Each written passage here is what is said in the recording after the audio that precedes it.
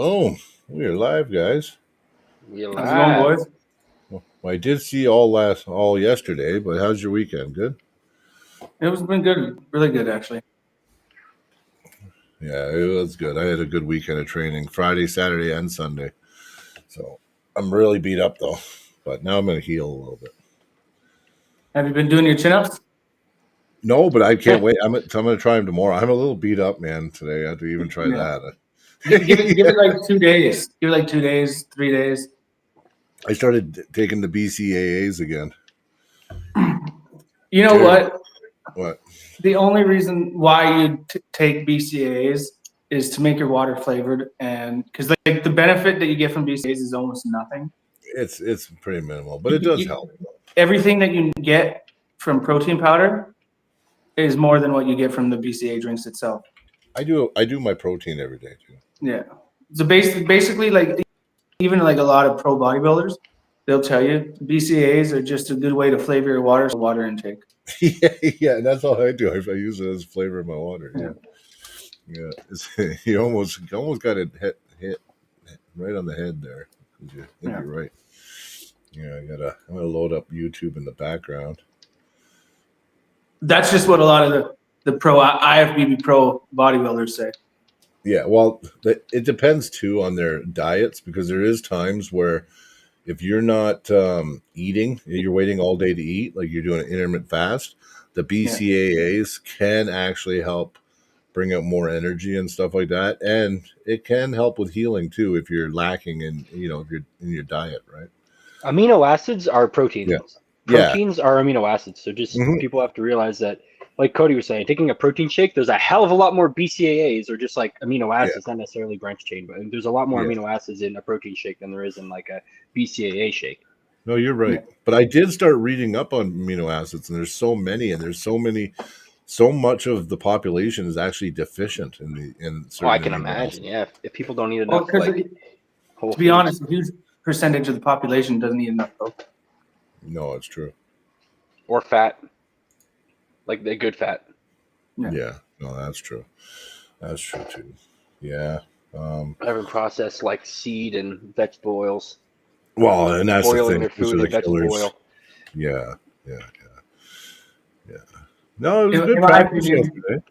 Meat-based, like protein-based, is the number one best thing to have in your diet. Is I have like more protein-based than you have, veggies or carbs or any of that. Your body needs it. It's like the building blocks of healing. And fat for energy, protein for repair and healing, building. Yeah. Repair and healing protein as much as you can. Yeah.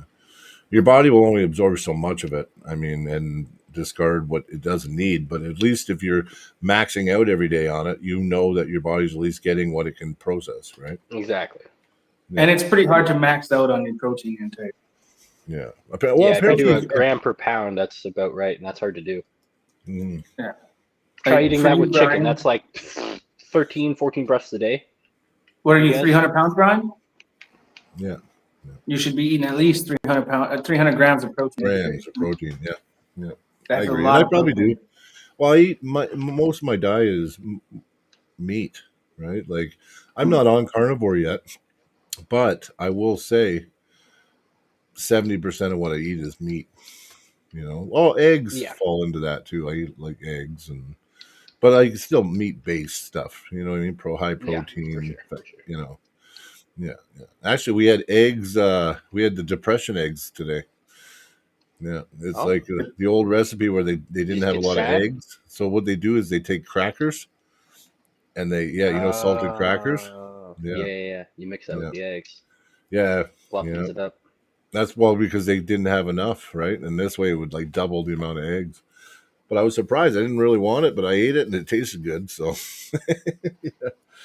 So, who knows? Yeah. I didn't want it, but it was good. It was good. Yeah, it was. Never heard of depression eggs. Yeah, well, that's what they used to do during the Depression because they were very limited. So they would do things to make smaller amounts of food more filling. Okay. People couldn't I thought you were just taking them from sad chickens. Sad chicken. Yeah. So I was thinking too. Yeah, yeah. Yeah, depressed Something about being chickens. sad. Yeah, we can't eat the chickens anymore. They're all depressed and fucking depressed. Yeah. Why is it all because of the depressed chickens they're eating? Fuck. Oh, sorry, I had to It's line good. up for that one. It was good. It was good. Yeah, yeah. Oh, yeah. No, it was good pulling yesterday. Yeah, like I said, my left fucking is retarded, but it was nice it's nice to just like not care and just feel things, right? And just play on the table. I miss that. Just playing on the table. I haven't been doing it for a long time, so it's kind of nice. Yeah, it's good. It's fun. It You is. learn, Yeah. Well, and practice. that's what you need, right? To have that table presence, right? It's just those little things, the tiny little things. Like even just having like a finger battle with you, Zach. You know, it's like, Hmm. I mean, you win all the time, but at least it makes you think, right? So. One day, you'll get good enough that you'll be able to stop me easily. You'll be like, I know how to do Yeah, yeah, yeah. Oh, all I could do is hold on, right? Once you get to the tips of my fingers, so yeah, I, yeah. I need to get a little bit bigger blocks for that finger fighting thing of mine, and then I'll bring it back to the club and see how people like it with a bit bigger blocks. Yeah. Yeah, that finger thing killed my fingers though.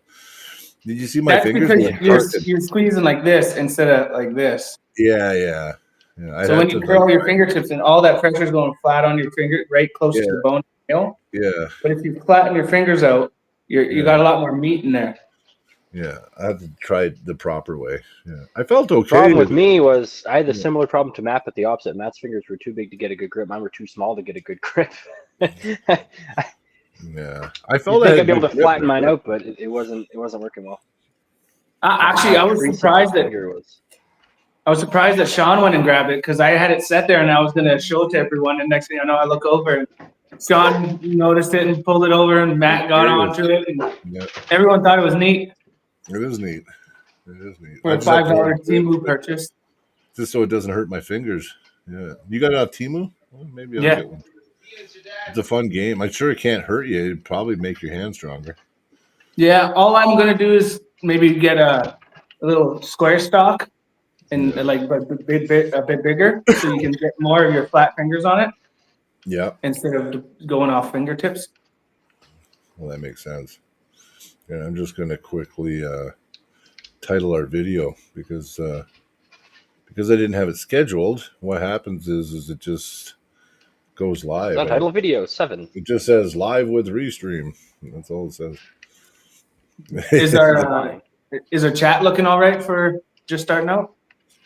Oh, we got five people in the chat for just starting out. So plus the title's not helping, and the fact I didn't schedule it, I think. So I'm gonna go in. I'm gonna see if it will let me change it during.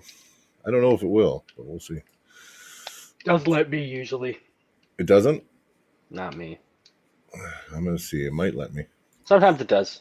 Just usually it doesn't. I'm gonna Not try. sure what the factor, like the distinguishing factor is, but Well, I let's have to see. say though, this circle light and stand, I look way better. I feel like I'm more professional. Hey, buddy, you look like $1,000,000 now. You look like shit before. I don't know. You can actually see my eyes. The hat doesn't. they'll just fade away to the back. Well, before it right here, anywhere up was just like dark. You couldn't see. You're pretty dark. Yeah, but like it was like you couldn't see my eyeball. Well, there we go. I'm almost there. I think it's letting me. I think. We'll see. Well, while you're doing that, Zach, how do you think your training's going for Mayhem? Can always train more and train better, but I feel like I'm on the way. If you, I was thinking if you wanted to do a little bit of an extra push the last like 2.5 weeks that we got here before we got to start resting up, we could do a few more at my place, like with weights and. I might even come down and train with you guys, like here and there. Like certain days. I wouldn't mind, like as I start getting better at these pull-up things. You know. Oh, He's what's up, cool, Randy? Randy. Randy's in the chat. Hey, brother. Indeed. Yeah, Killer Cat. We got the Drew. We got Christian. And we got Zane Lewis, Kevin Ruberry. Nice. Yeah. We got Yo, some yo, good yo. people in the chat today. That's good. I found out about a match that I'm a little bit pissed about. Yeah. I wanted it first. Milo Larrett versus Tim Lewis in the next MAC event. Yeah, see, that's bad for Tim. I don't know because Yeah, of the it's a speed. weird one, eh? Well, Tim is going to be way stronger than Milo, but the problem is Tim's really weak to speed, and if Milo studies him even a little bit, I think it will be Milo all day. But that's my opinion, right? Tim's really strong though, really strong. I don't think Milo has the strength though. I don't know. I'm starting to think Milo might end up. I think now that he's getting into it and watching him, I think he's actually almost more comfortable on the table than Auden in some ways. Like the way he's been transitioning, pulling in so many different lanes lately. Like I've seen him top roll, hook. He's actually killer in the hook. His press he transitions to that press really easy. But you're right. If Tim stuffs him at all, stops it at all, Milo ain't winning that round. See, I think Milo will get him out here. Yeah. Tim's gonna go into his kings and be able to stop him. Like Milo's speed will get Tim here, and then Tim's gonna just slowly get everything back and just. Yeah, well, the thing is Tim's diesel strong. So if that match stops, even if it stops an inch from the pad, unless Milo just very, very quick gets behind his arm and presses, Tim's gonna rip him right back across the table. So it's interesting. I see ways that both can win. I think Tim has a lot of ways to win with his strength, but I'm telling you, Tim he really is one of the slowest arm wrestlers ever on the table. For speed, he's very slow. But he's one of the slowest arm wrestlers to ever do it. Yeah, but you know what though? If it stops, I've seen him. It's just like a diesel truck. It's like it doesn't stop. He just goes right to the pad. I like Tim Lewis. Yeah. Me and Tim are both very defensive pullers on the left hand. Yeah, I know. That's why I think it's weird. Your matches would be interesting. Yeah. Just to see, I think it's a better match. Yeah, I think it's a better match than with Milo. I think you and Tim. Yeah, it would be a good match because it would really come down. match probably. Yeah. And we both have pretty slow diesel power. I can go fast on the left, but it's only fast to a certain point. It's just your strength. If your strength's greater than the other guy, it looks fast because there's no slowing it down. Yeah. Right? Yeah. No, I get it. Yeah, no, it's interesting. That's an interesting match. I didn't see that posted. I've been busy. There's actually, I think there's 20 matches posted. Yeah, well, a weird call out that I heard today was pretty weird. Mike Schaff called out Jared Freeman. Really? That one's weird. It's a weird call out. No, Mike Schaff called out Jared Freeman. Oh, Jared. Yeah. Oh, okay. I didn't see that. I think Jared beats him. Oh, I think Jared beats him too. Mike, he's a fast puller, and he's good. He's got a hit. He's got an amazing hit. I'll give him that. His hit is nails. It's really good. But I don't know. He would have to. Jared's hard because he's such a defensive puller. I just don't see a lane for Mike anywhere. And not too many people can flash Jared. No. I don't think Jared is. I don't think Mike has the power to flash Jared. Mike has a really fast Mason lost to Jared. I know it was a couple of years ago, but even Mason could flash Jared. No, Jared's really good. It'd be, put it this way, if Mike pulls it off, good on him. That's a good win. See, it's a good match for him. To call out because it's. Yeah. I'm still trying to figure out why he called out Jared. I didn't see that it was I don't know. If Mike beats Jared, I'll super match him. Yeah. Because you know what? I have to say right now, the only way I was able to beat Jared was getting my strength way above his. Just ways above his, yeah. Because his table IQ and presence is high. And now Jared's coming to the dungeon. He came today, and he's going to start coming twice a week. He says he's finally serious about getting stronger. So that could be a scary Jared too. You know what I mean? Well, I think it was because like when we were pulling the other day, he's like, I can't even touch you right now, and that's with an extra 30 pounds. With an extra. Yeah, you know, he told me. I do expect in the next year or so to have that match called out again. Yeah. Well, he did say. What did he tell me? He told me about pulling you. And what he said was, the first couple pulls, he felt like, you know, maybe he could do something, but he said that your strength just prevailed. You just got stronger every time he pulled you. And that's what he told me. So. Well, at the same time, it was just adjusted to how he was pulling. Yeah. Well, that's what he felt it. He said every time we go again, and he said he just felt stronger again. And then he felt stronger. And then he felt stronger. So. Yeah, so I mean, Jared's a pretty honest, humble person. So, yeah, and you know what? He's a good puller. He's been a good puller from the first day I met him. Oh yeah, hell yeah. Like I've known Jared for almost 6 years now, and I didn't beat him until this year. Ever, I never beat him in practice. Never beat him anywhere until this year. Yeah, but you've leveled up a lot in the last 18 months. But I don't even think Jared was arm wrestling for that long when I started in 2020. No, he started a little bit before you. No, like close to the same though. I think he's been pulling almost like 6 years total now. I think. That's what I think. Yeah. Well, I mean, yeah, interesting match though. I don't know where they want to do it, but I know I looked at the rankings today, and I have to say I don't know what's going on with the rankings or how they're doing it these days. Right. But I don't know how people pass me on the rankings that I've never pulled and they've never beat anybody above me, and somehow they get above me on the rankings. Like I don't care that much. But see, I saw that too. I'm thinking it's ever since nationals you've been kind of injured and been out. Yeah, but what Christian Dell's still on the list? He hasn't pulled in 3 years. Yeah. You know what I mean? He shouldn't be on the list anymore. No, and I've been inactive since July. Yeah. That's not long enough to take me off the rankings or start putting people ahead of me.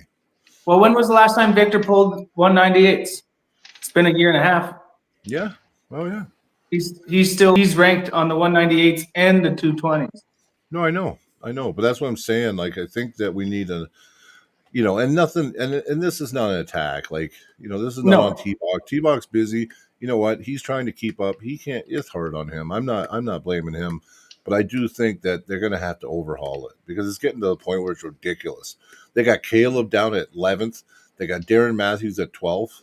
They got Mark Pickering at 6th. Yeah, like, did you look at the rankings that got posted? Like, they're not right. Mark Pickering hasn't pulled for like a year. Yeah, but somehow he's 6th. And I've beaten Mark in tournaments every time I pulled him.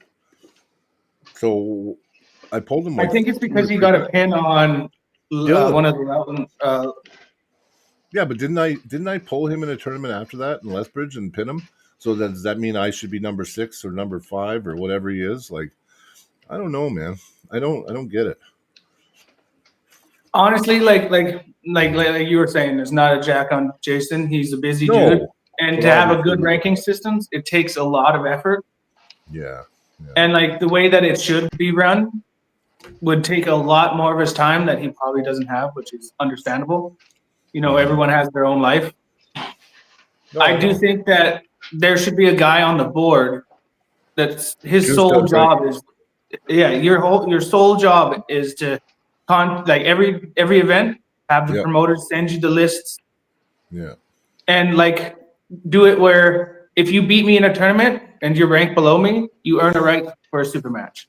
Well, that's what we're gonna do that with our league when we start it. Because then you have the guys that are, you know, their rankings are important to them. And if you're higher up on the list, you're not going to want to go pull a super match at a tournament and then also pull the tournament because say you beat this guy in the super match, you move up 2 places and then you go to the tournament, you're sore and you lose to one person there. Now they take your ranking, you're back down and they're up there. I know. It's happened to me twice. So look at this. So I beat Byron in a super match, right? Fair and square. I beat him in a super match.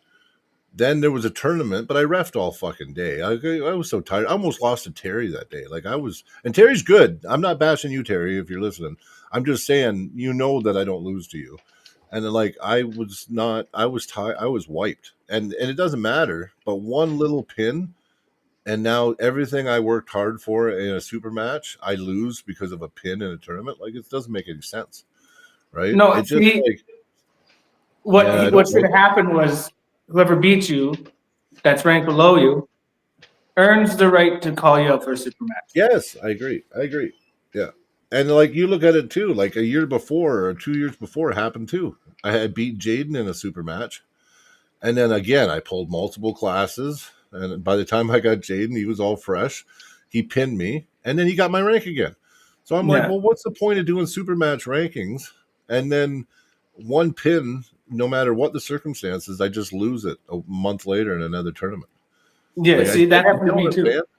Yeah, but it happened to me now a few times.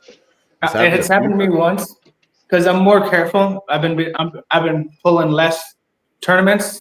Yeah. Like if I pull a super match, I won't pull a tournament. But all that does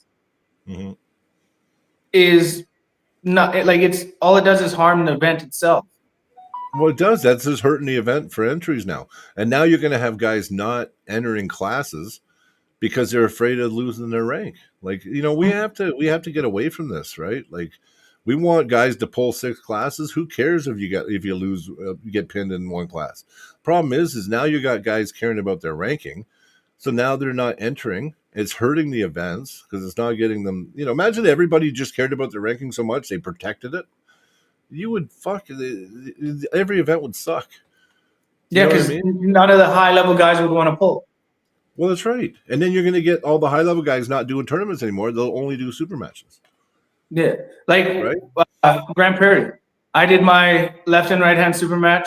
Luckily, I was like, okay, my right hand is sore, so I'm not pulling the tournament. 1, because it's sore, and 2, there's a good chance someone that would never beat me could beat me because of the condition my arm was in. But my left was good, so I pulled my left and I did good there. But if my left wasn't good, I wouldn't have pulled the tournament anyways. I would have loved to pull both arms in the tournament and not had to worry that I just, like the year before when I pulled Jeremy Etsy, left and right arm. And because I wanted to do more pulling, I was like, okay, let's join and Evan Ferguson pinned you. And then Evan Ferguson beat me in the tournament when he can't beat me anymore. But I was tired from the super match that happened 2 hours before. And now he's taking my rankings. Yeah. What he should have gotten was the opportunity to challenge me to a super match to take my ranking because he beat me in a tournament. And then we can meet on the table in a super match and actually see who's better. Yeah. And I agree with you. And you know what? Or you can just, if that's a little too difficult for you to keep track of all that, do a tournament rankings and a super match rankings. Do them separately. Yeah. Yeah, do them separately. The super match rankings. But that's more work. If they do that, it's even more work. See, you know what they do? I think it'd be less work because you already have an outlining of who the best in each weight class are. And you can easily take the list out of that.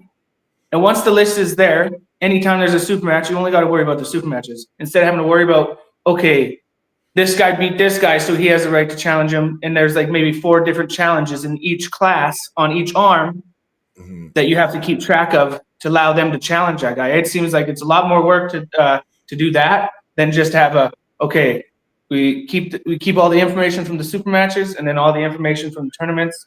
Have 2 lists. Boom, done. Easy to go. Yeah, well, you know what? The way I look at it, like, what about this? So when we start the league, it's going to be April or May. Like, we know it's a ways away, but we want to make sure it's good, right? So we're going to plan it. It gives us lots of time to prep it. But thing is, oh, Matt Sador, hey buddy, how are you? There's a beast right there. Yeah. The thing is, though, like, we're going to just say screw it. We're going to do through the fingers rankings. We're just going to do it. It's going to be like in the hook rankings in the States, but we're not running it like that. So, like, the first event, right? If you compete at the event, you'll be given your ranking based on the outcome, right? Then I would say probably we won't worry about the super match thing till about the second or third event, because then by then the rankings will be in stone for all the people that compete in our event.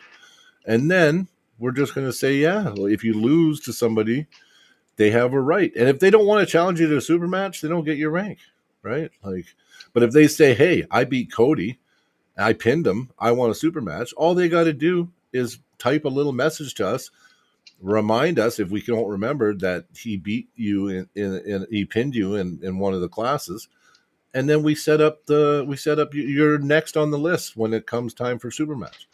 You just got to be willing to honor that super match. So we're got to keep people honest. It's like, listen, if someone does pin you, now you got to worry about them not honoring the super match, but you'll be required to, right? So yeah, you got 3 months or you lose your position. 3 even 4 months. Give them 4 months. Give them 4, even 4 or 5 months. And like, yes, if you have, say, they have 2 super matches, another super match planned already, we are willing to work around it. But like, if you just don't want to do it, you got 4 months to accept it. If not, you lose your position. Well, what I was going to say is I think they're going to be quarterly events. I think there'll be like quarterly super match nights too. So what we'll do is you have to, in the next 2 super match events, you have to honor that. So, like, because people have lives, they have jobs, you know what I mean? Oh, I'm 24. Okay, I'm sorry, Dakota. Dakota's 24, everyone. I think I called him 27. I didn't know. I thought he was 27. Yeah, Dakota's a young buck. Yeah, he's a young boy. He's a young guy. Yeah. Well, I'm sorry, Dakota. Yeah. I'm sorry. He's 24, everyone. Anyway, Dakota, what are you doing? We're just shooting the shit about the rankings right now. So I know Dakota feels the same way. So, because he did a video on it. So the thing is yeah, like, I just think that, it's got to, you want guys to care about their rankings, though, right? And right now, I have to say, some of the classes, like, I don't agree. Like, do you really think, like, if you were to look at the super heavyweights, Cody, like, do you really think I'm sitting where I am? And not only that, and not even just me, even some of the other guys, like, come on, Darren, Caleb, oh yeah, even like, yeah, like, I'd say Caleb. I say Caleb, when he's weighing super heavyweight, beats most people in super heavyweights. But he's 12 or something, or 11th. Yeah. And how many people can beat Darren Matthews? The guy's strong as nails. He's got the last pin on Josh Bellin right-handed. And he's 12th. I don't know. I just don't like it. I just think that it demotivates people. And then you have people worried about their ranks now when they're competing. It just makes, I don't know. I think it's like a toxicity in the sport when it's set up that way, and it just makes for hard feelings, right? And it just makes drama all the time. Yeah. Like I said, I think that there should be the 2, like a tournament rankings and a super match rankings. And of course, the super match rankings will be the most accurate rankings when it comes to one-on-one who is better. And the tournament rankings will be based on how the tournament runs. So, like, honestly, I do think maybe we could talk to Jason and see if we could run a two rankings list, which it'd be a lot easier than trying to keep track of everybody who is, like, okay, let's just say 220's right hand. this guy beat this guy and this guy beat this guy. So now in just 220's right hand, there's 4 guys that were underneath other guys that beat them and have the right to challenge them to a super match. And now you have that for every class. That's pretty hard to keep track of. That's like trying to juggle 8 balls at once, right? Like it's okay. There's 4 here, 4 here, 4 here, 3 here, 2 here, and trying to keep track of that list. I think Drew breaks it down really easy, though, right? He says the only one that should keep track of tournament pins is the one that wants the super match with the higher rank guy. It's really simple. The only one that really needs to care and pay attention to it is the guy that got the pin that wants that ranking. Yeah. If that guy doesn't care or bring it up, then it is what it is, right? Okay. Yeah. You know what? That's a way I didn't think of that. That's easy. It just makes it easy. It just makes it way easier. It's up to the competitor to keep track of that. Yeah. Yeah. I mean, if you come, Cody, let's say you beat somebody higher than you, and you message me, hey, Brian, I beat so-and-so. I'm challenging them to a super match. Yeah. You know what? And I'll even help out and contact that person and say, listen, Cody is wanting to pull you in a super match. You did lose to him. Are you going to honor that super match? You know what I mean? Yeah. Then we'll worry about the details afterwards based on what he says, right? And like, you know what? That would make it so much better. Then you have the people that do care about their rankings more willing to go to it. Say they have an event where they already have a super match in it. Mm-hmm. And the super matches are first. Most times I'll pull the event afterwards just to get some more table time. Oh, it makes sense though. But right now I'm not willing to do that because I could have that super match and then go and even lose more because I just pulled. Mm-hmm. No, Matt Wiggins says, at least you guys get rankings. Yeah, well, you should have rankings too. But at the same time, Matt, it does take somebody to actually take the responsibility to do them. I will tell you this right now. You could do rankings, Matt, if you wanted. Anybody can do ranking system because it's who's in charge of it. Anybody can do it. It's just the matter, do you want to put your time in and keep track of everything? So, and we're lucky enough that the Alberta Arm Wrestling Association are the ones that do it, or that's the ones that it goes through. Yeah, no, you're right. Yeah, I'm sorry, I just gotta give my wife some money quickly. Hey, in the meantime, can I have some too? Yeah, what's that? Yeah, it's always going out, eh? It's always going out. Now I got to pay my utility bills too in the morning. So. Fucking utilities are crazy, man, right now. Is Zach still there? I think so. Yeah, I'm here. Just had to mute myself. Stuff is going on. Oh, no problem. Okay. No problem. Well, Dakota should hop on if she's watching. I thought so too. Yeah, it'd be nice. Come give his 2 cents. Yeah, and David is right. Dakota's putting out some pretty awesome videos. I've been watching. Yeah, saving up all that content. That's what we got to do too. Make sure we're getting content of all our matches and shit when we're out. It's good. Well, you said you're going to be in Edmonton for Mayhem. You got two matches that you can video and put out on the channel here. Well, I should be able to. If I'm reffing all day, it might be rough. Yeah. But maybe we can get someone to do it too, right? Well, the super matches are going to be one at a time. Maybe you can talk to T-Bach and see if you can get out of reffing the super matches and have the other refs do that. So you can video the matches. Yeah, they'll probably do that anyway. They would probably have they get United Arms doing it as well. Yeah, but we also want it on 2 fingers, right? Yeah. But and this is another thing. So this has been a big drama with a lot of people lately.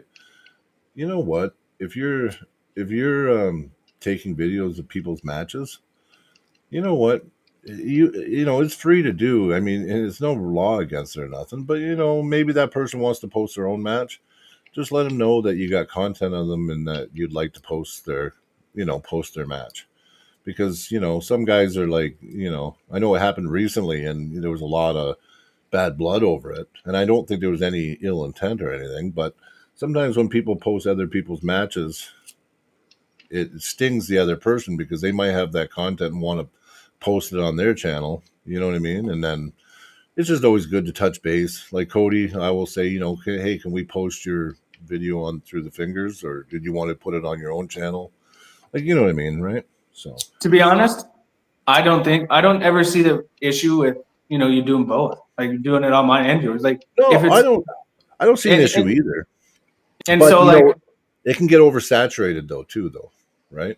So like, let's say you post it on your channel and you get 10,000 views, and it's my match, and then I post it, and now everyone's like, "Oh, I seen that already." Now I get no views. You know what I mean? Yeah. So there's that too, or at least do it after. You know what I mean? I don't know. I'm just bringing it up. There's all these little dramas going on lately, and you know what, guys, we got to nip it in the butt. And if another thing too, if you got drama or beef with somebody, you got to tell them. You can't. Yeah. You can't be. Like, I don't want to see somebody and think they're my good friend, and then they just, they're typing shit behind my back to other people, and then I look stupid because I thought they were my friend. Or maybe they are my friend, but they're just upset over something.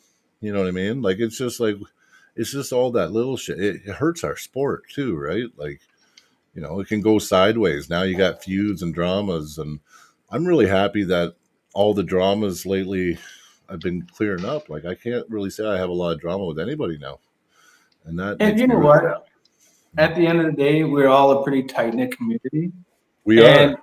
almost anything can be worked out if you just go to the guy right away instead of don't talk to anyone else. Go to straight to the guy that you're having an issue with, Right to the horse's mouth. and just keep it between the two of you. Yeah. No, it's true. It's like, you know what? When you got a gripe with somebody, the best thing you do is let the person know. Like, listen, I say some stuff even on this podcast, and then I hear certain talk and people type into people, and they get back to me, look what this guy said about you and this and that, and then I read it and it hurts my feelings. But I think, well, did you listen to the 10 good things I said? Like, and if you do feel that way, just message me and say, hey, Brian, you know what? I don't really feel I feel a certain way about what you said. Then guess what? I can say, well, listen, man, you know what? It's just what I seen. I didn't mean any offense. At least, and then this stops all the back talk, there's nothing like talking shit about someone and not saying it to their face. So it's best that you deal with it, because it's like, you know what, we are a small community and we really need each other. We don't need to have dramas, and if we do have a little beef, the best thing to do is to talk to the person about the beef. Like, we don't need wars and spiteful shit and conspiring against other people. Like, it just sounds crazy to me. And I'm talking from experience because I've had it recently, where I've had some guys that I thought were my really good friends that I would do anything for, and then I hear comments and stuff like that, and it hurts.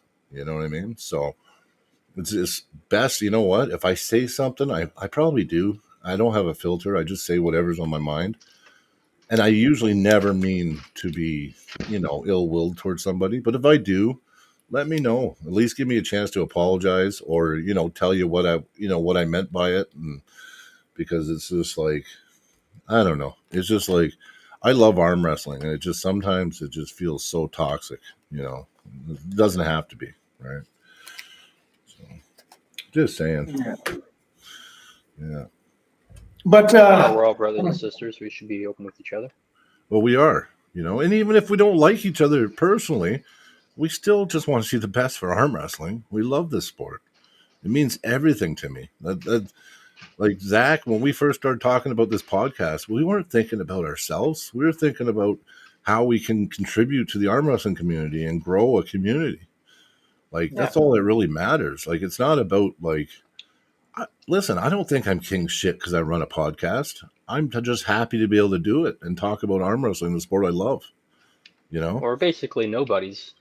in the arm wrestling world. Like, we're nobodies. No, we're nobodies. Exactly. yeah, and you know what? Like the best part of it is with the, let's say, even medium-sized crowd that we Michael? do draw, Yeah. the ability to bring eyes to more of our local Alberta arm wrestlers, more of our local Alberta events. Like, you know what? I'm not saying it's just because of this, but because of this podcast, there's how many Americans that get to see and hear about every event that's going on in Alberta. Yeah. Like at least the ones that watch us, every event that happens in Alberta, and even some that are not in Alberta, like Yeah, some of them are in BC, Montana and shit, and BZ. Montana. We talk about these events, and maybe it reaches people that it would never reach before, and gets more eyes on the event, gets maybe more attendance, and it just we would helps never them. take credit for someone's event just because we promoted it either. Never. Yes, They're the one doing the hard work. Yeah, they're the ones putting up the money. They're the ones putting the time in. All this is for, and mentioning people's stuff is to help get it out to more people, like making a post on your Facebook. Well, I can tell you right now, there's been a couple of events where there's been comments said about taking credit for their event and stuff. I'm telling you right now, you know what? I can speak mostly for myself. If I've said anything about events, it's just because I'm proud to be a part of it, or I'm proud that we sponsored it. It's not, as far as taking credit for other people's, we don't do that. Like I might say, we might say, like I said, we at Through the Fingers are very proud to be a proud sponsor of this event. But that's just saying that we're proud that we sponsored the event.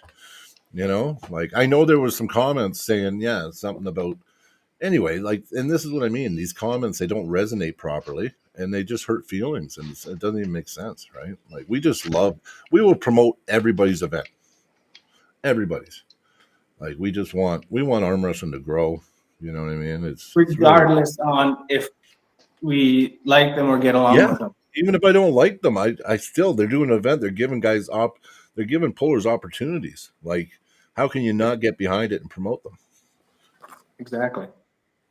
Yeah. So, I mean, yeah.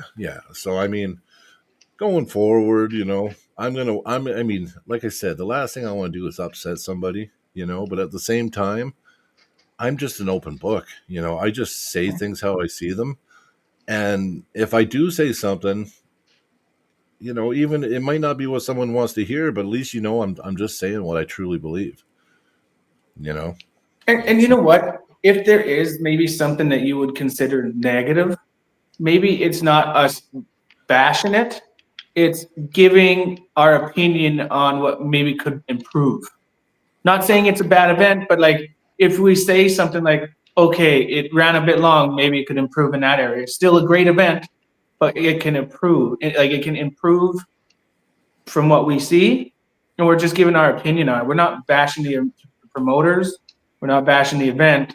It's just some constructive criticism. Well, yeah, exactly.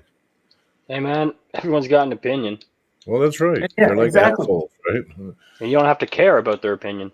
You don't. If you don't, I mean, we all have our own opinions, right? And I mean, Yeah. listen, if I have an opinion and you disagree, it doesn't mean that my opinion is less valid or yours, because to each other, that's just our opinions, right? Like they can change. I'm also open to change. Like if you show me a different angle and I didn't look at it this way, I'm very likely to say, you know what, I didn't look at it that way. You know what I mean? But sometimes that's why it's good to talk about opinions, because we're looking at it from, there's how many different angles can you look at something? There's many, right?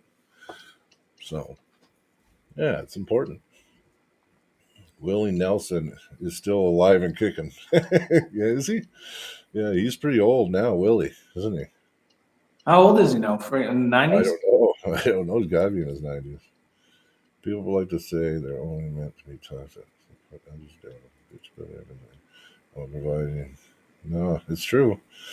It's true. That's why it's really good when you have a gripe with somebody.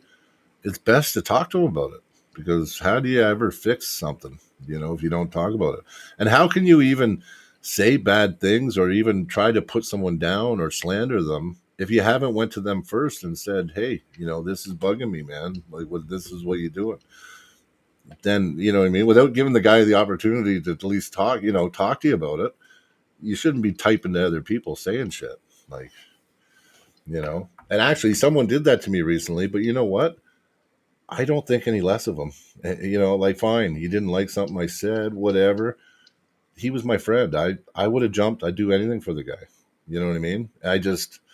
Maybe I didn't do something he liked, or I said something he didn't like, or whatever, but there was no ill will in it, right? I don't even know what it is. I don't even know what I did wrong yet, but whatever. I don't care. I do care, but I shouldn't care. But I just want to move forward. I'm sick of having dramas. Like, I don't care anymore. Like, if someone has an opinion and they don't like the pod, well, then don't watch the pod, right? It's fine, right? Like, I don't know. What do we got coming up anyway? So Mayhem we at got the Mayhem. Mall. Yeah. Mayhem. Yeah. Which me and Zach I think are the only two I know of super matches happening there. Yeah, they don't do a lot of super matches. You only do usually 2-3 max at Mayhem. Yeah. Because the event's So Zach's going to be pulling. Shit. What's the name again, Zach? Oh yeah. Dustin Finley? No. No. What did you say? I can't remember his name. I'm so bad with names that it's just. Oh, Zach left. He's gone. He's like, "You're gonna make me say it. I'm leaving." I'm sure that's not why he left. What's the guy's name again? Dustin Leach. Dustin Leach. Jesus, I'm so bad with names. If I don't say the name a bunch of times, it doesn't stick in my brain. yeah, that's okay. Yeah. I don't forget faces. If I see your face, I'll never forget your face, but your name will go. Yeah. Right through one ear and out the other. Yeah, it's Dustin Leach, right, Zach? Yeah. What? Sorry, I got. You right when he asked you dropped off.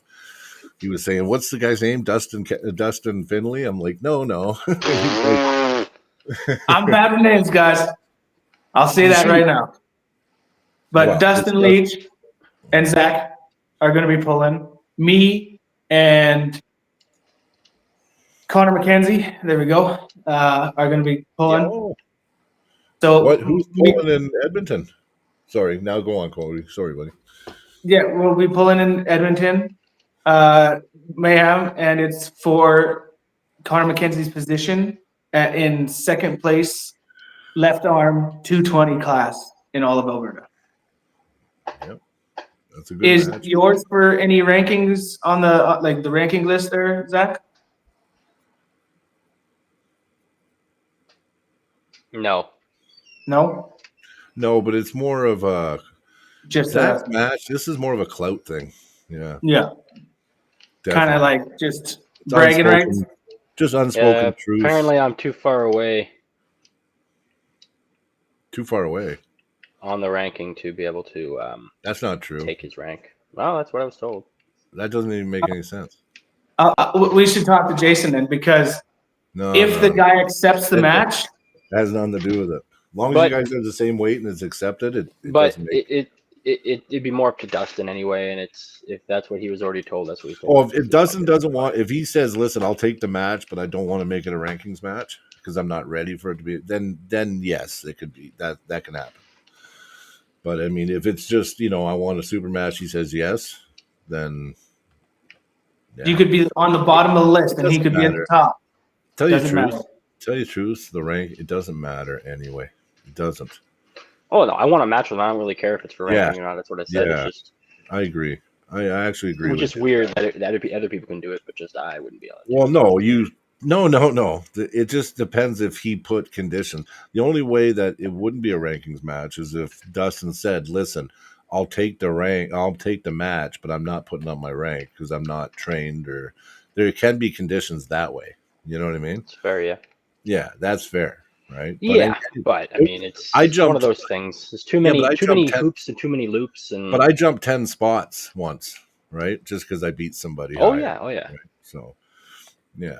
So, yeah, it's weird. I have a tendency to get people that are higher ranked to challenge me to super matches somehow.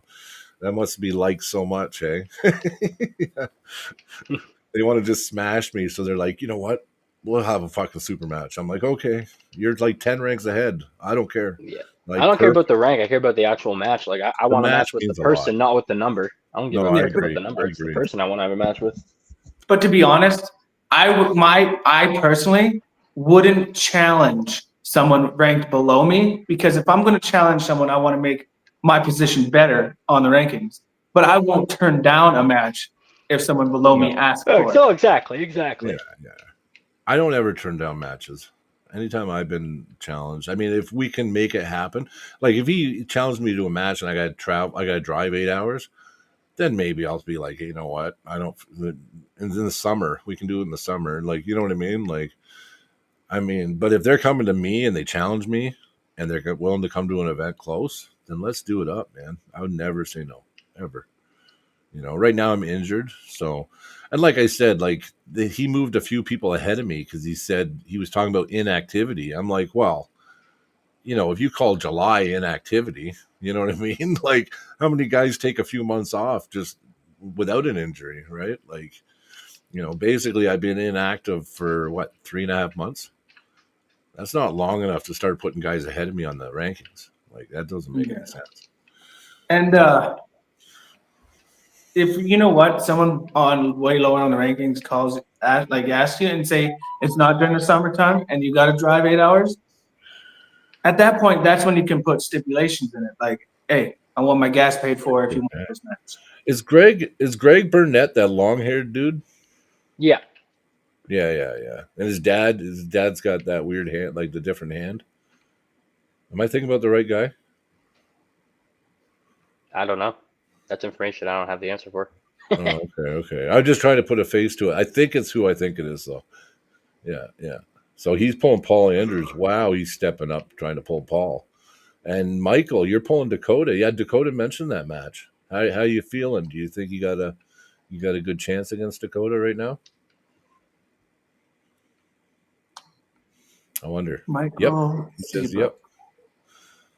yep. Okay. Okay. That's cool. Well, I know you guys should have a good match. I don't know exactly where your level is, but pulling Dakota will definitely be good for you. So, Hey, Michael, what was your last big win? I think Michael doesn't do a lot of super matches. I see him at a lot of tournaments, but I haven't But even seen in a him. tournament, like, what's some of the bigger names that he's pinned in that? I'm guessing what this is 198s. Probably they're probably not. It's probably not a. It's just a club ranking match, right? Yeah, but I'm just in the club rankings. I think they got weight classes if I remember correctly. They do. They do. They did one before. I think their matches they have in Edmonton are cool. I like Edmonton Club. I do go. I have one out there a few times and trained. Yeah. I've never gone to train, but I would love to start. Once in a while, going to different clubs and Different just. clubs, feeling different people. Yeah. Yeah. It's good. Well, I'm friends with so many of these people, and I Yeah. only ever see them at tournaments and stuff like that. Oh, Brad Prince. Okay. Good for you. Brad's on a tear right now. So Yep. that, you know what? That looks good on you, pinning Brad Prince, because right now he's crushing. He beat Alex Toproll from BC. Yeah. Now Alex came back and beat him twice in the final, but he had to beat Brad twice to take it back. So Ali finished second, and actually Ali finished third, and Brad finished second, which was a pretty. I didn't expect that at all. Mind you, Brad went A side and skipped having to pull a few guys. So that's why A side's so important, guys. If you can get on A side early, you can actually pull less. Yeah, if you're A side all the way through, you pull way less than You pull way the guy less. that makes it to the end on B side. In Grand Prairie, was that this year, Michael? I remember I didn't go this year. I was there last year though, and I seen a lot of good matches. Yeah. No, that should be good. That should be good. Well, if he beat him in Grand Prairie this year, Dakota beat Brad this year. That might be a really good match. I know Brad wants a rematch against Dakota. Yeah. I know Dakota is wondering why he's not ranked higher than Brad because he beat Brad in the super match. But I think that was an unofficial weight. So I think that's why. So if Dakota's wondering on that one, I think it's because there was no official weight and there was no weigh-ins. So those matches didn't really. They could count that event was registered, so they could count as rankings matches, but we would have had to actually have weighed the athletes, and because we were very loose, it was more of a just a backyard. It was a fun day out for everyone. Well, Right? were the refs at that event all level Yeah, ones or higher? I was the head ref for But those super matches. when he posted the new Alberta rankings, I think it was yesterday, Mm-hmm. he put in how in a super The match. criteria, yeah. Yes, and both refs have to be level 1 or higher registered refs. So if I'm pretty sure. I think I had Nelson Torque down reffing, and I think he's got his level 1. and Ronnie is Ronnie registered? No. Then if No, Ronnie so was those one of the refs matches, on Dakota's matches, that's not two technically, registered refs. It wouldn't count. yeah. Well, So if that's the anytime case, we that's the case. Yeah. So basically, from now on, if we do super matches, we have to make sure that the super matches are refed by 2 level 1 registered refs or higher. Well, when we do it, Or what we're going to do is we'll do some at the club too, at Matt's, and we'll make sure Jeremy shows up. Mhm. Right. So, and then if all goes well this year, I'm going for my level 3. It'd be really cool. Even at the club, we'll have to do a weigh-in though. Yep. It have to be official. No, and I agree with that. If it's not official, mind you, though, there's times where it's like if two guys have a super match and they're both the same weight, but their classes are that weight, like 198, but they come in at, let's say, 203, but both guys are 203. I mean, I don't know. Are we just being too sticky at that point? Like, I don't know, right? Like, I don't know. I mean, these are all debates. Maybe I'm weird, but if someone beats me, I give them my ranking. I don't even care. Well, me too. I'm the same way. I don't even care if the weight was over. If I lost, I lost. I'm the same way. You know what? I'm kind of the same way, Zach. You know what? And that's another thing about these rankings, right? They turn into Mickey Mouse don't matter. And like, and like, I'm not beating up on Mark Pickering. Like, I'm really not. I'm not trying to beat up on him. But there's no way he's 6th in Alberta. Like, I don't even have to say it. Like, who does he? He got a lucky pin because. Not even a lucky. I would say he earned it and everything, but he got a pin on Dylan at provincials and finished 4th or something. So they decided to reset the rankings that year. So they just put him 4th in Alberta. But I mean, it wasn't accurate, right? And you got to remember too, provincials. That was 2023 provincials. Yeah, it was 2023. So now he's still sitting at 6th. And I mean, you got Caleb at 11th, Darren Matthews at 12th. Somehow I fell all the way down to 17th, and I got guys above me that have never beaten me or beaten anybody above me, but somehow they're ranked higher than me. Like, how does that work? Like, so you know what? If we don't, the only thing I really think about these super heavyweights, like Caleb, it's hard to like keep Caleb at the top, like where he should be. Mainly because the last time Caleb pulled was at Shell Shock, I think it was. That was he pulled at provincials too after that. Oh, he yes. pulled at provincials this year. Yeah. So but in the last how long, he's done Shell Shock and provincials, and that's it. Well, technically he should be number 2 in Alberta in 242. So I don't know. I haven't looked at the 242. Maybe he's number 2 on that list. Right. But Darren Matthews, he's been more active, even though he's not active. Chris Schindel hasn't pulled for 3 years, and he's 18th. Yeah. Right. So it's like, I haven't pulled in 3.5 months, and I'm inactive, and guys are getting higher than me because I'm inactive. Like, how does that work? I think once you're inactive for a year, you come off the list. Yeah, and like I said, I don't think this is on Jason. Jason's like getting overwhelmed. I'm sure he gets messaged by everybody. Why ain't I this? Why ain't I that? Everybody's fighting to get a higher rank. And Jason's probably just like, you know what? Whatever. Here you go. You know what I mean? But the problem is we don't want these rankings to look like Mickey Mouse. And that's the problem, right? Like these super rankings, we have to all come together. Well, I think it will balance itself out anyway. because you got those rankings, but when we start our rankings won't represent. We're not going to be able to say they're Alberta rankings. All we can call them is through the fingers rankings, but we will do our best to make sure they're 100% accurate all the time. And that's all we can do, right? And then if whoever takes part in our league, they can say, and they can look back and say, yep, I'm third. I agree with that. You know what I mean? Or, and if they beat somebody that's higher ranked, they can rest assured that we will, make sure that they get that super match, right? Only if they come up, only if they bring it to our attention, because we're going to make sure everyone knows that it's on the pullers. Yes. To bring that into us. That's where what Drew said made so much sense, right? Yes, that makes it 100 times easier. Yes. Yeah.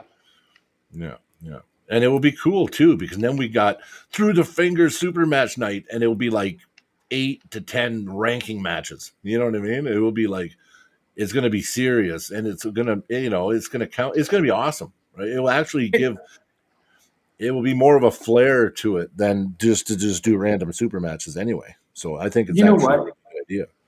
If we could find a spot that had a decent little indoor area,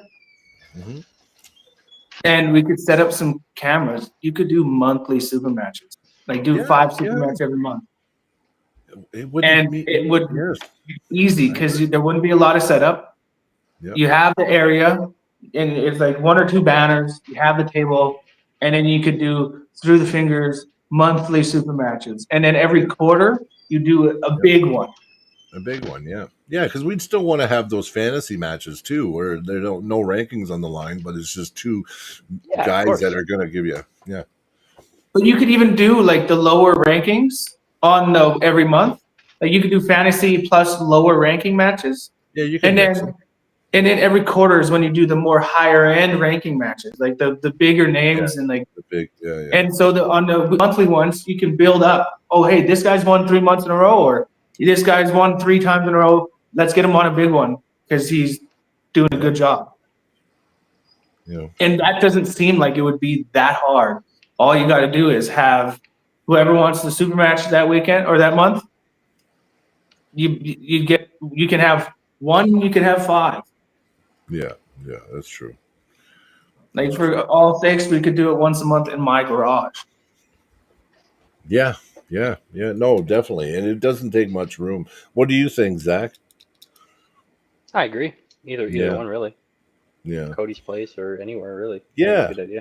I think it'd be fun. It's like a lot of fun, and actually, you got the road there by your house, and you can park vehicles on the road. Oh yeah. Yeah. There's a little field by your house, isn't there, too? You can also do an outdoor one. Yeah. They don't mow it. Yeah. They only mow, I think, like 5 feet around the border of it. Oh, okay. Yeah, but you know what? It'd be easy to set up cameras and stuff in a smaller space is easier to work with for production too. So. Yeah, it makes it look better. Yeah. And the garage is bright, and if like in the wintertime, we wouldn't have the door open, but in the summertime, we don't have to pay, and we don't have to pay for a venue then either. We gotta. It's easy. It's easy to do. It's it's the cost is low, right? And then we can even. Who knows? I mean, who knows? We have a couple sponsors by then. There might be prizes for these super matches, right? Like the sky's the limit on all this stuff, right? So. And if you did it once a month, like we would have to make it because it's a small area. We'd have to make it so, the puller and one of his, his cornerman can come. Yeah. No, for sure. Yeah. Just because it is a single bay garage. Well, so Matt and Sean fly out Tuesday morning. Yeah. They're heading to Switzerland. Yeah. Yes. In your mind, how do you think this Matt and It's hard to say, listen, Matt right now is undefeated in 3 years on his left. I think he said 3 years. 3 or 4 years, no one's beaten him left-handed. Mind you, Like, I don't know. I think that the pressure's off for Matt for his left. I think that's why he does so well with it. I think he just like, it shows up in his competitive nature on comp day. He just ends up prevailing. Sergey, he trains both arms, but I think even with Sergey, I still think his right is definitely more dominant than his left. And but I'm sure he wants to crush Matt. I'm sure he does. But I don't know. I don't know. Like, you know what? I think on the left, Matt has more options. He does. He pulls different for one. Anybody that's prepping for Matt left-handed that thinks he's going to pull the same way he does right, it's not even close. Like, it's not even close. And he's more likely to go with a hook on the left, right? Like, yeah, it's interesting. I don't know. I kind of liked it during this training cycle. Like it hurt every time after practice, but because I do have a king's move and like an open hand top roll, Matt was pulling me a lot just to, I won't be as strong as Sergey, not even close, but it's still the same movement almost. Yeah. Like I'm still going to this kind of the same position in that open hand to king's move as someone else, and Matt can get those pressures in his hand. Maybe it's not going to be the same amount of pressure, but he can get the feeling of those pressures and different adjustments for those pressures. Well, I can say, so when Sergey was down in Calgary, and then remember they pulled in Calgary and they pulled in Red Deer. Remember when Sergey was down? Matt was getting the better of him left-handed at that time. Now, Sergey and him were going back and forth kind of on the right. I don't know. I think it's going to be a really good match, though. I don't think that... Oh, it'll be a good match. It's going to be, you know what? No matter who wins, it's going to be amazing. And, of course, 100% I'm rooting for Matt. And I got another bet with Henry on this match. So Henry says he's going to leave me alone on Matt because he knows I can't say no. So whenever Matt's pulling, I can't say no. I'm always like, I'll put money down. You know what I mean? So Henry messaged me and goes, "That's not really fair that I always use Matt to get you in on the bet." I'm like, well, I mean, it's up to me to say yes or no. But he gave me his list of competitors that he'll always vote for. So there is some opportunities for me to actually get to win some money with him. So, nice. Because, he's pretty much got guys that he'll just never vote against. He'll never bet against. And some of there's one guy I can think of that I will probably never bet against. Well, look at Levon. I mean, he's a pretty safe bet. Yeah, that's what I was talking about is Levon. And you know what? Yeah, another safe bet is Devin if he's not pulling Levon. Yes, on the right. Yeah. Even on the left lately. Yeah. I was going to say who he hasn't lost on the left lately. No, ever since his left come back, he hasn't lost. There is guys that I worry that could beat him on the left. Okay, so one match I really would like to see with Devin is Alajon. I think that match would be really, really interesting. Alajon's strength and his second, third, and fourth hit that he can do repeatedly with the left is very impressive. And Devin has a stop when it comes to one hit, maybe two hits, but I will say, I'm curious to Alajon and Devin. Like that match, it's almost like got to do it. You know? That'd be a cool one to watch. I think so. Devin's looking really big right now. To hockey, USS Liberty never forgets. I wanted to do the draw, but we don't have everyone on tonight. So 100%, guys, Tuesday night we will do the draw. And I got most of the handles together. There's going to be all kinds of them now. So, and I will show the box right before we do the draw. So just remember, if you haven't yet, small super chat or become a member, and you get in like Flynn, and you get in the entries. This month it is just handles. Next month we'll be going back to some cool, maybe some signed shit. Well, the draw that you're doing right now is for October, right? This is the October draw? October draw, yeah. So and we always do it at the end of the month. So, yeah. So, next month it will be something cool. And, well, one thing we do have, so I did order some posters through the Fingers posters and really big, huge suckers. So that we're going to all sign the poster, and then I'm going to get Matt to sign it. Just because everyone wants a signature from Matt Mask, and I mean he's like our coach, so you know what I mean. Yeah. I'll get Matt to sign it, and then we'll. That's something that we can give away too as a prize. I was thinking it'd be I kind of do. I kind of think we should give a live thank you to the Carolyn. person that did it for us, Yeah. Well, Carolyn. she's And done lots for us, and dude, I yeah, would like, say a huge thank you from me, and I'm guessing from everybody else, in ordering us some 98% through the fingers merch. so. Woo! See this November 29th. Guess who's got a big match coming up? Joe. No, who? Oh yeah, Yes, Josh Bellin. I saw that. yeah, I saw that today too. Yeah, Josh Bellin versus weird name. Anthony, something Anthony. I can't say his first name. I wonder where he's from. Maybe Italy. Oh, that's a yes. And then you got Eugene versus Corey Miller. Hockey players, do they have weak wrists? I would think they do. No, I would think they do. I would think one of their wrists is weak and one is strong. I think the upper hand. Whatever their wrist shot is, their wrist shot arms Yeah, probably. whatever. Yeah, if they're right-handed, their hand's always back and flicking. So, yes, pull. Yeah, Eugene is pulling that event. Yeah, we just showed it. So we just see Corey Miller, Eugene. Miller and I Eugene. think Eugene. I have to say, and I'm not being rude. I like Corey, but I think Eugene destroys Corey Miller, and I think Corey might flash him once, maybe twice.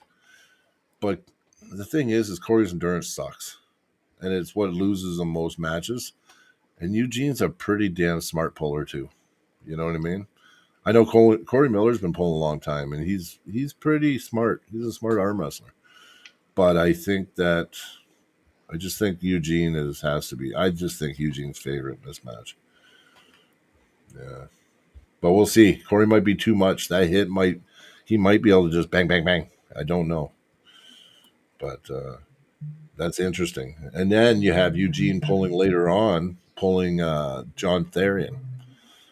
So Eugene is definitely getting the matches now. So, and that's in December. That's going to be at Fraser's event. It's going to be a Stronghold League event. It's going to be Eugene versus John Therian and Savage. So that match, I'm curious about. I'm just so curious. I kind of think John's the favorite, but I know a lot about Eugene, and I think that match could be surprising. But we'll see. John might be just way too powerful. So it's very interesting. I think it will say a lot, and it will. I think Eugene will actually get some cred, after that match, even if it's a match and John wins, but it's like a banger match. I think everyone's going to know who Eugene is because Eugene's just slowly been building his name in Canada, right? So, and because of his travel restrictions, not everyone knows him because he doesn't have a You know US. what? I'm actually kind of excited for that. Now with the old TAWF league going on, like the tough league. Yeah. Because that's a match that's going to happen in there. No, I agree. Almost guaranteed. Yeah. Yeah. Yeah. So what is there any other matches in Switzerland that you guys are really looking forward to? honestly, I don't even know half the matches that are going on in Switzerland. Yeah, they posted them weird. They actually had YouTube channels announcing all the matches. So it was kind of interesting. You got Jerry Cataret versus Vitali. That match is very Vitali and Jerry. It's so To be interesting. honest, I think it's lackluster because we all know what Vitaly match we all want to see. Yeah. There's But I only think one match besides that's a going to lot be of on the it. top of everybody's mind until it's done, and that's But I don't think Vitaly. and Devin, I think, and not Levon. Yeah, I think Levon No, crushes Vitaly and Vitaly. Devin. Yeah. I think Vitaly and Devin is a match that everyone wants to see. I agree. And But I any think this match hurts. that Vitaly takes or Devin takes is going to be lackluster until that happens. I think this hurts Vitaly if he loses to Jerry. His stock goes way down. Yeah. And Jerry has more of a chance than people think. We've seen, I mean, Alex Krdecha beat Hermes. Last time they pulled on the right, Alex beat Hermes. That was just 2 years ago, right? So, and Jerry made Alex look very small. He crushed Alex that match. Like it wasn't even close, right? So I would have to say I see ways that Vitaly just crushed steamrolls Jerry, but I see ways that Jerry, if he can find his spot, Vitaly has to pull Jerry a certain way, and it's not the way that Vitaly normally pulls. So, like if he does his just basic low hand top roll, I don't see. I see Jerry being able to stop it with his wrist back. I see the slip happening. And then when it goes to straps, I see it favoring Jerry again if he just low hands. I'm curious. I might be drawing a mind blank. Has Jerry pulled the other flopper, the annoying one? Yeah, Jablonski. No, not yet. See, But I think what I Jerry. would do is I do Vitaly versus Devin, Jerry versus Jablonski. Well, I think that'd be way better. See the flop versus flop. Oh, I think so too. That would be such a good show. Well, see, what's really weird about it is I think Jerry is the king of the flop, but that speed of Jablonski's flop. But I don't know how it would work because both of them want to start with their hand back. Now, how do you start a match like that? You know what? I think that's going to be the fun part. No, I know, but you can see what I mean, right? Like it's kind of Michael Monster Todd. What do you think about Michael Monster Todd versus Levon? You know what, Michael? I think the only one that could really give Levon problems in a style is Michael Monster Todd, but the blueprint's out already. I mean, Hermes was able to dismantle it, and I think Levon will grab him in a way that Michael won't be able to get into his king's move because Michael still has to land in the king's move. Like he doesn't just go, bam, I'm in the king's move.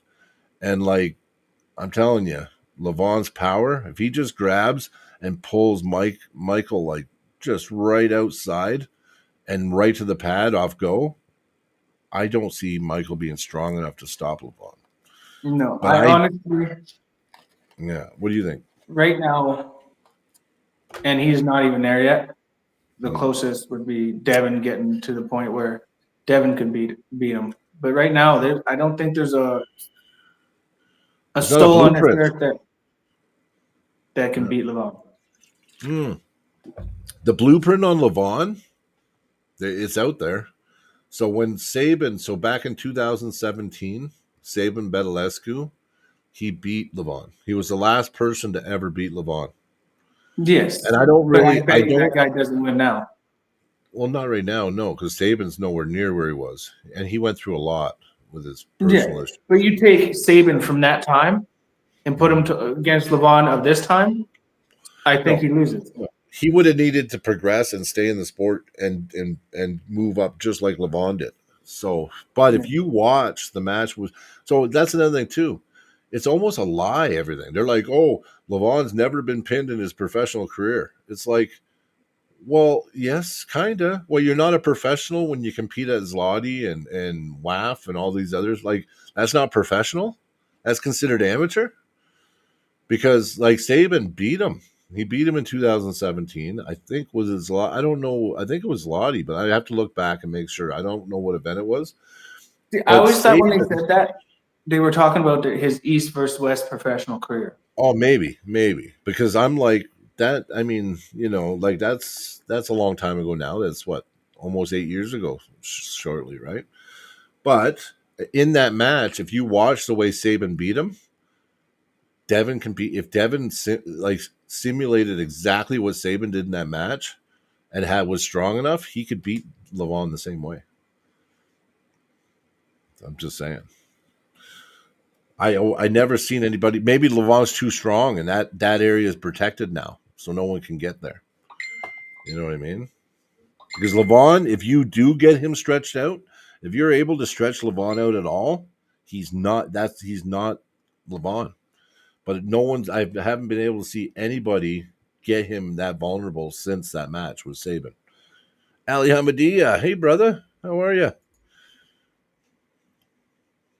There's the guy. Oh, I'm so sore. I can't even flex. I've worked out so fucking hard. Like, so hard, man. Like, Friday night we were doing, like, max back pressure. And then Saturday, I didn't pull hard or nothing, but I just so sore. And then today was bicep day. But I was happy. I was able to get up to 115 pounds with the chest curls. Did you tell about your pull-ups or your side press? Did you tell Dale today about how much stronger I am than him? Oh, I did. Well, yeah, I did. I talked to him. I talked to him about your back pressure.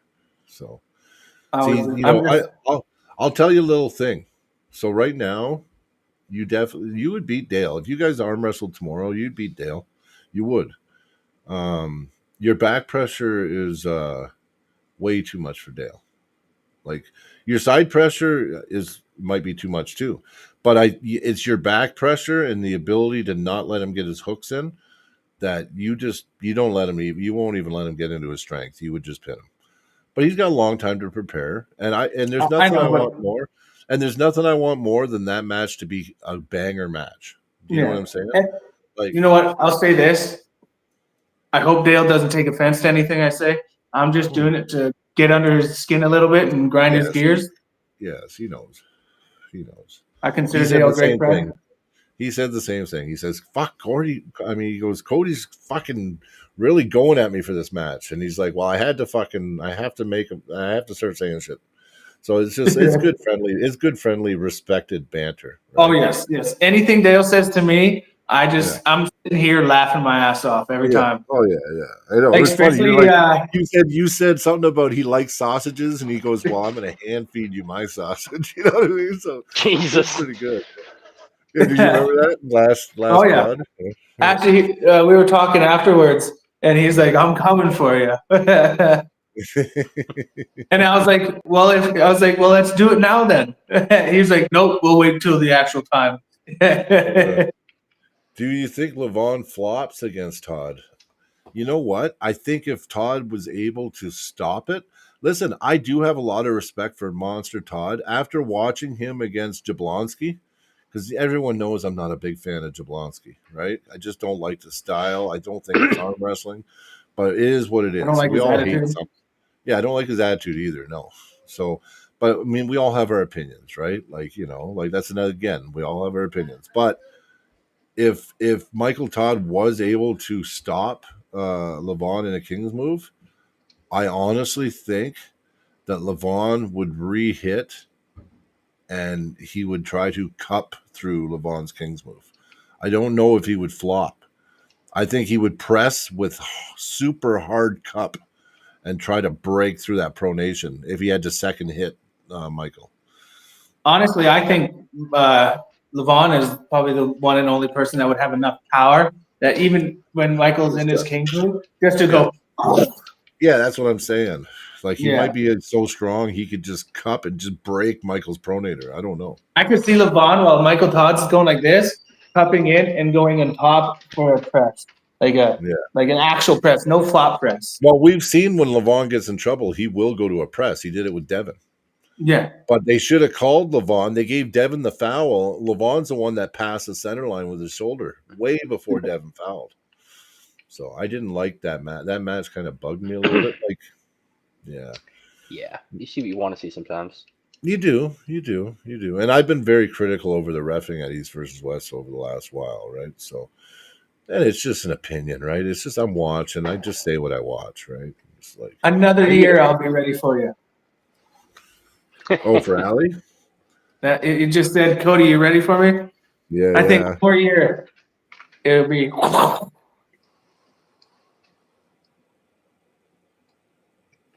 Allie, I think you know what, bro. I think you just been in your head lately. You know what?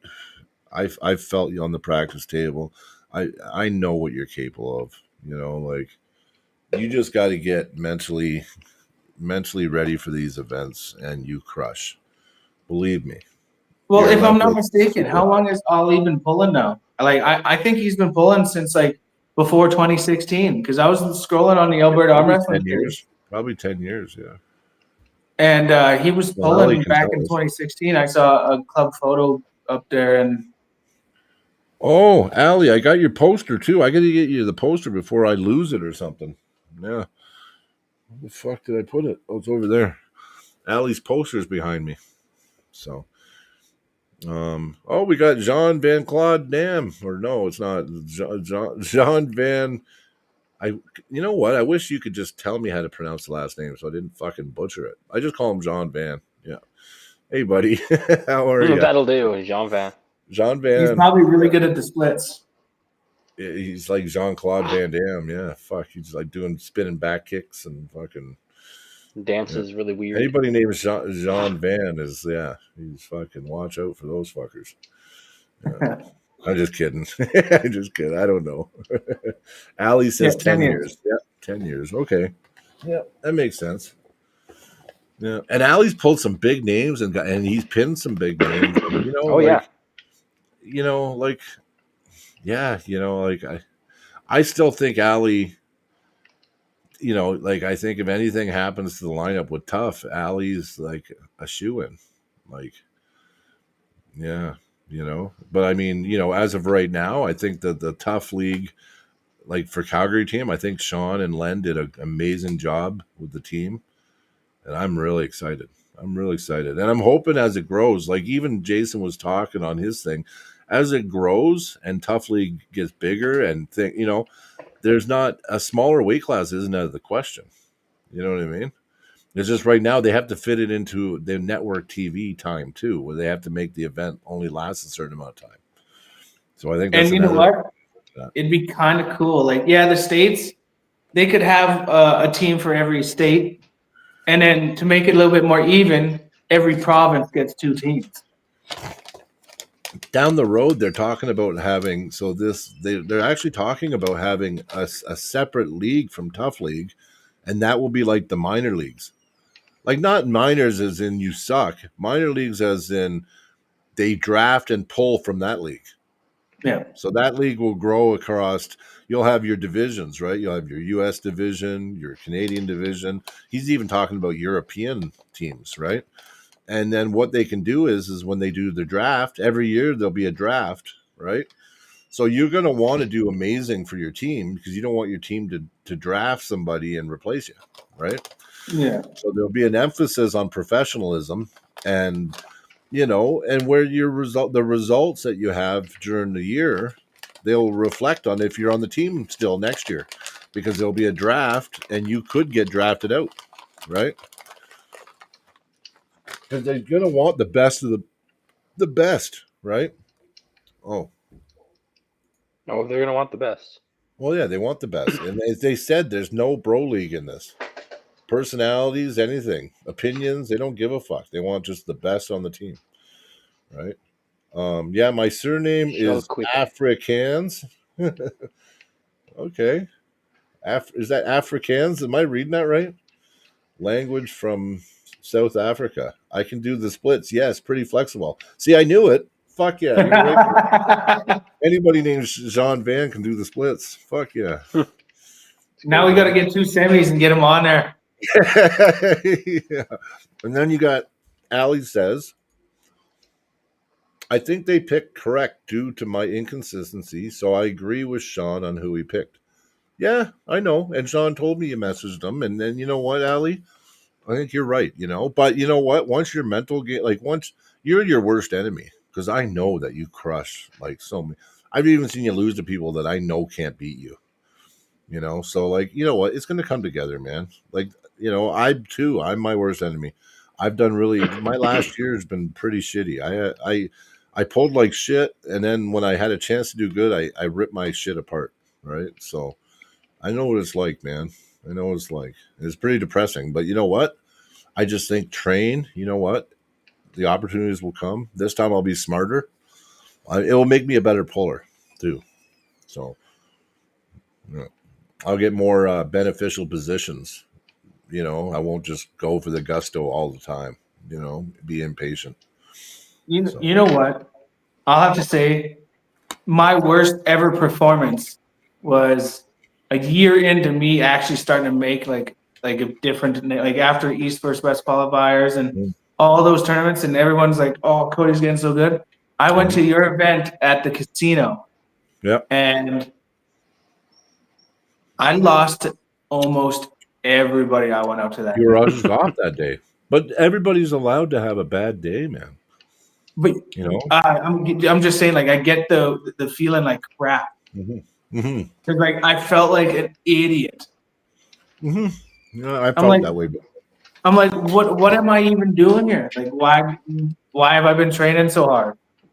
And it was just a day I wasn't feeling that great. Oh, Allie, I was at Red Deer practice yesterday. I am. I'm just going on off days, I guess, from you. Yeah. I'm going to start going now. You got to remember, too, I've been really ripped up. I'm injured. I was gonna say I saw Ali like the practice before. Yeah. Yeah. Yeah, exactly. We're going to opposite practices. So Actually, yeah, exactly. Because it was like Ollie, then Brian came, but I wasn't at that one. Then Ollie came, and then Brian came. I know. So you know what? I'm going to start. You know what I mean? I mean to let you know, Allie.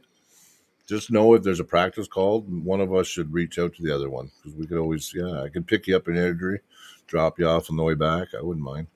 Well, I know why Ollie and you are missing. Because in the group chat, Ollie said, "Quit doing these weekend ones so early because he's working." I like And those ones. and you like those ones to come into that one because then you have still some time in a day instead of being there at 7 and driving home at 9 o'clock at night, getting home at Exactly. 10:30. Yeah, that's right. Yep. Mm-hmm. But honestly, I think the Sorry, Red Deer Club. I think Hugh needs to start coming more. I freaking a lot of these stronger guys need to start coming more because we might be losing Hugh though. He said he's moving to Edmonton. What? yeah, Yeah. you know what? It's a lot better than losing him to BC. Oh yeah. Like, I mean, it's okay. At least they can still come every so often. Like Dakota, he's gone to Edmonton now. He's got a club match Tuesday. But he's still a Red Deer. He'll always be Red Deer. I mean, He's a Red Deer guy, but I haven't seen him in well, a he goes. while. He's close to Edmonton, so he's been going to Edmonton. So, and I get it. I mean, it's totally cool. Like, Yeah, but like Caleb doesn't come that often. a lot of these stronger guys, like most practices, I'm pulling Sean, Matt, and Zach. Because like right now, I'm trying to train to get strong, like stronger from my matches and just to progress. Yeah. And out of the people that normally come, there's not many people besides those three that I can get a decent workout. Not saying the other ones are not getting better and they're good pullers themselves. It's just it might get better soon. The top end is you need to have a top end that's even like remotely close to actually make you fatigue any. You know what I mean? Oh yeah. No, you've gotten really strong, Cody. And actually, I was even depressed yesterday. I felt your strength. I want to pull with you, but it's like I can't. yeah. I'm too injured. Well, I understand the whole the healing your arm and your left. Well, my elbow spot. Yeah. But I'm still strong. I'm afraid to move in the wrong way. You know what I mean? Yeah, what I've been doing lately is I've been pulling Matt or Sean or Zach because I'm a lot stronger than Zach. Like it's not a unknown, but Zach has so much tricky. He's so tricky in the hand and his outside of speed. straps, he's retarded. So like Zach can still put me in positions where I gotta work to get to my strength or work like Zach is like good for like there's no question like if it was a straight inside hook, or if it's straps, but outside of strap work is so good. And you know what? Yeah. Even with Zach, what we'll do sometimes if we're in the scrap is we'll put the band around my arm. Yep. Because Zach also knows how to, when the person's applying pressure, Zach can let off a bit if needed, or he can change it because Zach's very knowledgeable, so he can change the pressure he's putting in my hand or into my arm. Well, you guys, listen. You know what? The truth is if you have the right people to practice, no matter the strength level, you can still get like Zach. Even yesterday, I was thinking in my head, fuck, he's so like Kung Fu Ninja fucking hand, But I'm like, all this is going to do is help me. You know what I mean? Like, it makes me think more about arm wrestling that is, not just who's stronger. It's like, like even me, I was like, I'm holding, I'm fine. Next thing I know, Zach right on my fucking fingertips, and I'm like, fuck, this sucks. Right? But and then he tried it the next time I did a little block. So like it makes you think and it helps you, you know what I mean? And Zach's really fucking strong too for his size. But I think every club member, if it gets programmed and ingrained on how to train properly, I think that honestly it's just about going to practice. We can all work like you said, if you're too strong for somebody, they can put a band on your arm. Is Ollie making a jab or is he being serious? Who? I said, is Ollie making a jab or is he being serious? Oh, on the next practice or what? No, I'm behind. Man Cody is strong. Man Cody, is that strong or smart? If it's smart, he's making a joke. He's smart. Yeah, I think he was throwing a little jab in there. Well, okay, maybe he really wants that match. Well, give him a little bit of time, and you guys can do it. Oh yeah, I'll pull Ali maybe in a year, depending on how my progress goes. Because right now Ali is still, I would say. I didn't see what that last one you put up there was that from Hey, Ali. that's interesting. That's interesting. Because the problem, you know what I will say. So, do you guys have an opinion on our South African future champ, Richard de Boer Borman? Awesome to see guys from this side coming up. You know what? I think it's fucking amazing, for one. And he did say, even though he lives in Australia, that he will always represent South Africa. So that's cool. That's cool. And I think, honestly, he's one of the brightest futures right now going in arm wrestling. Listen, do I think he can go much further right now in the rankings from where he is? I say no. But I would say in the next 2 to 3 years, he might be the guy going after LeBron. Yeah. But see, the thing is, you got to win on Pavlo. You got to win on Pavlo, man. Hey, no, I agree. And I was the one who was like, I think he can do it. No, I know. That's when you're right. You're right. Yeah. You're right. I knew he could Pavlo do it, was man. so strong. Pavlo got injured on him. Yeah. Record hurt him. My opinion on Richard Borman is yes, he's a great and coming up talent that is going to be a world level name. But I've been watching his matches. He puts himself in a lot of bad scenarios, and I feel like he's going to meet someone that is going to be strong enough that when he's in one of those bad positions, he's going to rip or break something, and it's going to throw a huge wrench into his timing and his. I agree. I see an injury coming because of his pulling style, because he will do anything to win. But I also know that he's different than most people. He might let off before he gets injured. You're right. We don't know that. It's a hard one to say. He might go with it as he feels it. Because I've seen matches where he does lose and he does let it go. Yeah. Yeah, but you got to think anyone that's ever broken their arm, they're like, I was just going and then bam. Right. And the higher the stakes, the higher the chances of someone going into those positions, right? But he has shown he's a freak genetically. Like anybody that can go to hit the level he's gone to in such a short time is a genetic freak. Like his tendons are thicker naturally than most people. He's got some genetic things that are I think he's got a huge potential. You know what? He keeps going hard and making it his life like he has. He said he's all in now, full time on arm wrestling. I don't think anybody in 3 years, no one's going to touch him. I think in 2 years we got another South African coming up that's going to be as good as him. His brother. Oh, is he pulling? His Richard Borman's brother's pulling too. If you watch the Hollywood Matt Connolly on their channel, I watch it, usually listen to it on the drive to work. Apparently, his brother's been doing really, really good over in South Africa. Sheldon in the house. Hey, buddy. How are you? We're doing good, man. We're even looking at the rankings right now, and Sheldon's higher than he is in the rankings too. Like, do you think Mark Pickering beats Sheldon? No. Jeez, no. I know. That's what I'm saying about the rankings, right? I just brought it up because I seen Sheldon at 10th or something, and I'm like, no way. But they got Sheldon, oh my Pablo at goodness. 5th. They got Pablo at 5th. I Oh, want to really? pull him. I asked him for a super match twice, and I didn't get. He said he would pull me the one time, but he just didn't work out. The date didn't work out. Well, That's very. but I think my style. He's strong, but I think if I can take his hand and beat him, so he is strong though. Pavlo's a really strong dude. He's a Ukrainian that lives in Edmonton. Remember he pulled Jaden at my event. Oh yeah, I remember him. Mm-hmm. That guy. Yeah. So, but I'd like to pull him. Yeah, and if I beat him, then I'll be 5th anyway. But I want to pull Len still. I don't care what anybody says. Yeah. So I'm gonna just what? Who's at the top of the super class? Oh, Josh Bellin. Yeah.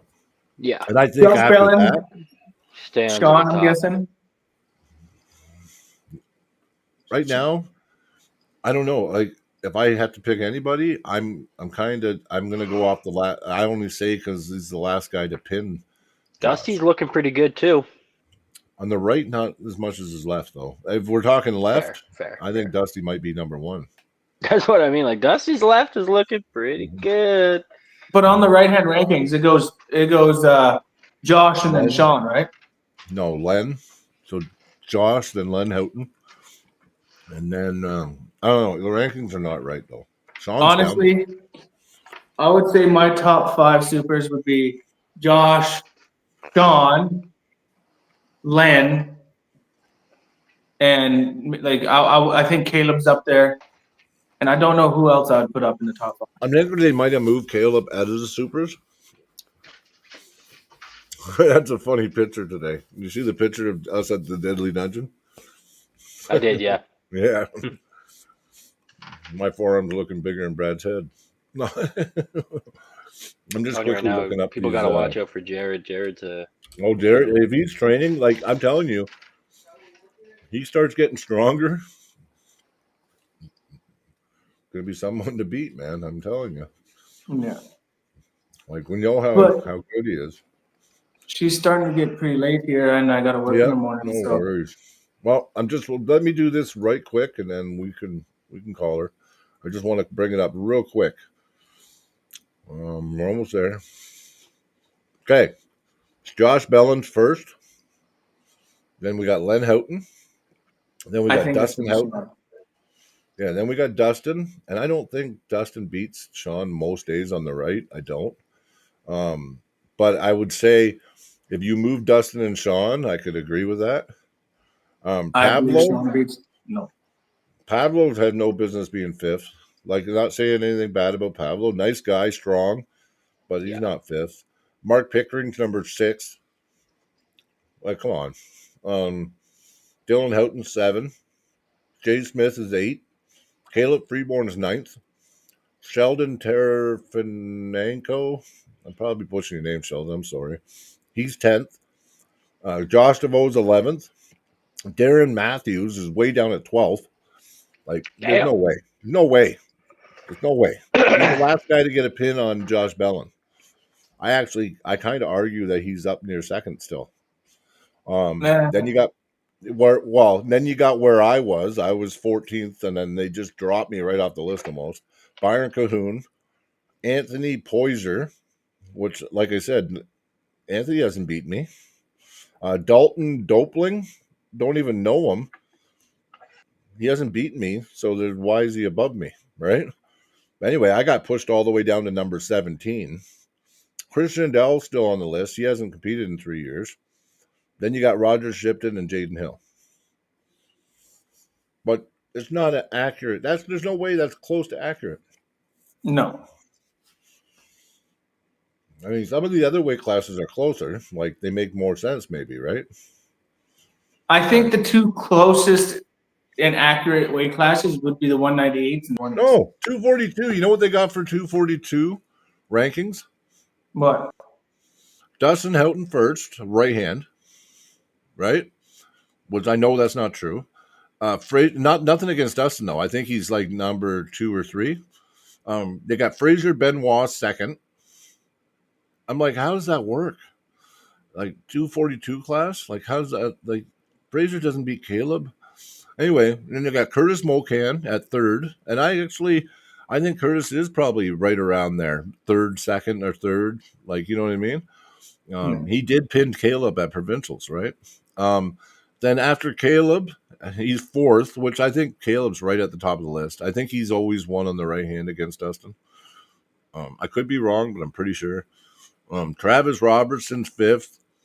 Quinlan Carberry sixth. Corbin Shaft seventh. Lee Germain. Like Corbin Shaft's ahead of Lee Germain. Like Corbin, nothing against Corbin. Corbin's awesome. He's getting really fucking good too, and he's improved so much. Yeah. But he did not beat Lee Germain. Like, you know what I mean? Makola Misku, I don't really know him, but he's ninth. Jeremy Droughts is 10th. Chris Drinkwater's 11th. 12th is Ducky.